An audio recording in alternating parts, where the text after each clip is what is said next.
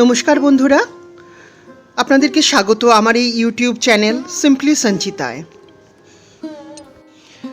মঙ্গলময় ঠাকুর ও শ্রী শ্রী মায়ের কৃপায় আশা করি আপনারা সবাই ভালো আছেন এবং সুস্থ আছেন।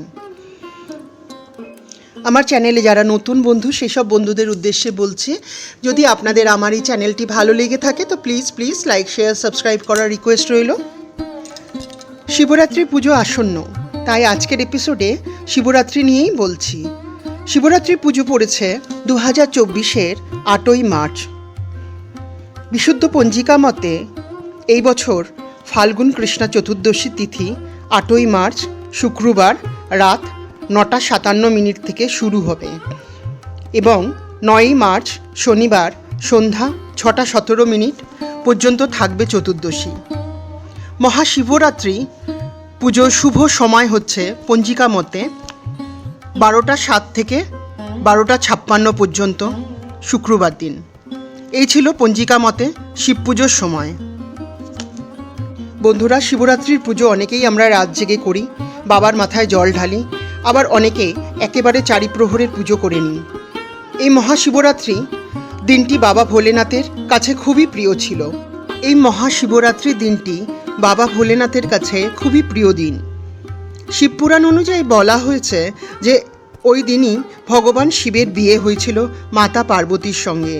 সেই জন্য যারা এই দিন ভক্তি ভরে সামান্য বেলপাতা গঙ্গাজল দিয়ে যেসব ভক্তরা বাবার পুজো করেন বা ভগবান শিবের উপাসনা করেন তাদের কখনো নরক যন্ত্রণা ভোগ করতে হয় না বলে শিবপুরাণে বলা হয়ে থাকে।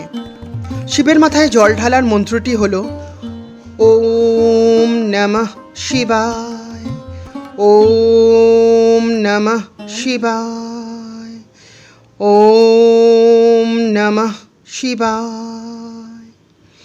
এই ছিল দেবাদিদেব মহাদেবের মাথায় জল ঢালার মন্ত্র। মহাদেবের মাথায় জল দেওয়ার সাথে আরেকটি গুরুত্বপূর্ণ জিনিস দিতে হয়, তা হলো বেলপাতা বা বিল্বপত্র। 3টি পাতার বেলপাতা ছাড়া মহাদেবের পুজো অসম্পূর্ণ বলে মানা হয়ে থাকে। শাস্ত্রে বলা হয় শিবের মাথায় বেলপাতা দিয়ে পুজো করলে ভক্তের উপর দেবাদিদেব মহাদেব খুবই সন্তুষ্ট হন।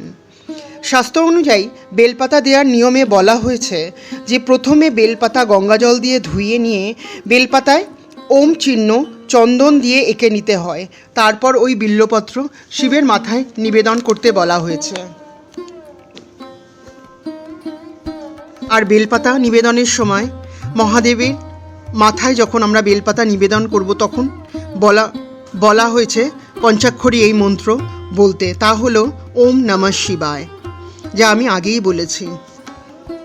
বন্ধুরা, দেবাদিদেব মহাদেব অল্পতেই সন্তুষ্ট। বাবা স্বয়ং ভোলেনাথ। ভক্তরা নিজের ভক্তি অনুযায়ী যা দিয়ে বাবাকে পুজো করেন বাবা ভোলেনাথ তাতেই সন্তুষ্ট হন।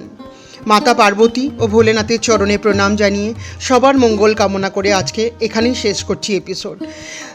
দেবাদিদেব মহাদেব সবাইকে ভালো ও সুস্থ রাখুন। নমস্কার।